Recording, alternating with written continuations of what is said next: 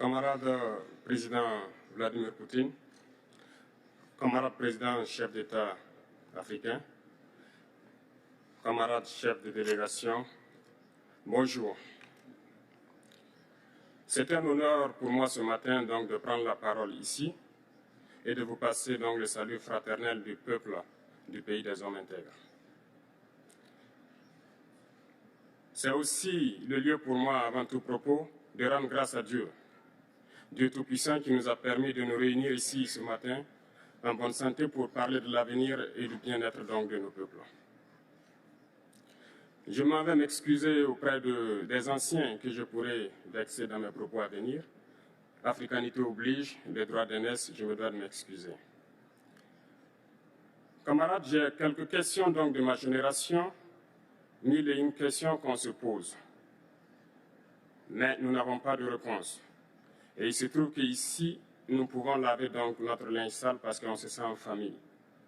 On se sent en famille en ce sens que la Russie est une famille aussi pour l'Afrique. C'est une famille parce que nous avons la même histoire. La Russie a consenti d'énormes sacrifices pour libérer le monde du nazisme pendant la Seconde Guerre mondiale. Les peuples africains, nos grands-pères, ont été déportés de force aussi pour aider l'Europe à se débarrasser du nazisme. Nous partageons la même histoire en ce sens que nous sommes les peuples oubliés du monde, qu'ils soient dans les livres d'histoire, dans les documentaires ou films, on tend donc à balayer le rôle prépondérant qu'a joué la Russie et de l'Afrique dans cette lutte contre le nazisme. Nous sommes ensemble parce que actuellement nous sommes là pour parler de l'avenir de nos peuples, de ce qui va advenir demain, de ce monde libre auquel nous aspirons, de ce monde sans ingérence dans nos affaires internes. Nous avons les mêmes perspectives et je souhaite que ce sommet soit l'occasion donc de pouvoir tisser de très bonnes relations en vue d'un meilleur avenir de nos peuples.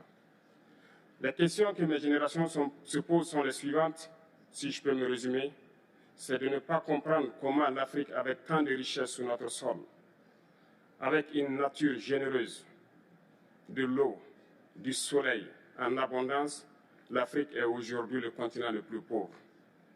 L'Afrique est un continent affamé.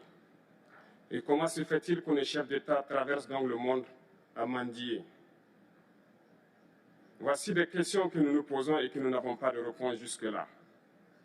Nous avons l'occasion de tisser de nouvelles relations. Et j'espère que ces relations puissent être les meilleures pour donner un meilleur avenir à nos peuples. Ma génération me charge aussi de dire que, par ce fait de pauvreté, ils sont obligés de traverser l'océan pour essayer de rallier l'Europe. Ils meurent dans l'océan. Mais que prochainement, ils n'iront pas traverser parce qu'ils viendront devant nos palais pour chercher leur pitance quotidienne. Pour ce qui concerne le Burkina Faso, aujourd'hui, nous sommes confrontés depuis plus de 8 ans à la forme de manifestation la plus barbare, la plus violente du néocolonialisme, de l'impérialisme. L'esclavage qu'on tend encore à nous imposer. Nos dévanciers nous ont bien appris une chose. L'esclave qui n'est pas capable d'assumer sa révolte ne mérite pas que l'on s'apitoie sur son sort. Nous ne nous apitoyons pas sur nos sorts, on ne demande pas que quelqu'un s'apitoie sur notre sort. Le peuple burkinabé a décidé de lutter contre l'île terroriste en mesure de relancer son développement. Dans cette lutte, des vaillants peuples, des vaillantes populations se sont engagées à prendre les armes face au terrorisme, ceux que nous avons affectueusement appelés les VDP, des volontaires. Nous sommes surpris de voir les impérialistes traiter ces VDP de milices et de tout type. C'est décevant, parce qu'en Europe, lorsque des peuples prennent les armes pour défendre leur patrie, on les traite de patriotes. Nos grands-pères ont été déportés pour sauver l'Europe. Ce n'était pas avec leur consentement, contre leur gré. Et bien au retour, on se rappelle bien qu'à Tiaroy, lorsqu'ils ont voulu revendiquer leurs droits élémentaires, ils ont été massacrés. Cela ne fait rien donc. Lorsque nous, peuple, nous décidons de nous défendre, on nous traite de milices. Mais là n'est pas le problème. Ce qui est le problème, c'est de voir des chefs d'État africains qui n'apportent rien à ces peuples qui se battent, mais qui chantent la même chose que les impérialistes en nous traitant de milices, en nous traitant donc d'hommes qui ne respectent pas les droits de l'homme. De quels droits de l'homme parle-t-on? Nous nous offusquons contre cela et c'est honteux. Il faut que nous, chefs d'État africains, nous arrêtons de nous comporter donc en marionnettes qui dansent à chaque fois que les impérialistes tirent sur les ficelles. Hier, le président Vladimir Poutine a annoncé donc l'envoi des céréales en Afrique. Nous sommes bien contents. Nous lui disons merci pour cela.